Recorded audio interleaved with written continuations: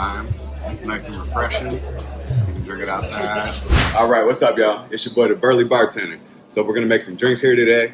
Be sure to like, comment, and subscribe, and hit the notification bell so you can get alerts on updated videos. All right, here we go.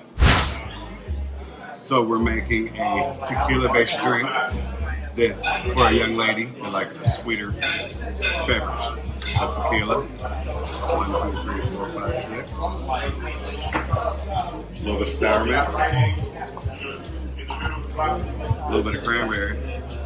A little bit of lime. A little bit of simple syrup. Then we're going to top it with some soda. We're going to give it a little stir. And now we have a nice Tequila Spritzer. Garnish it with a lime. Nice and refreshing. You can drink it outside, by the pool, while you tan, while you load up.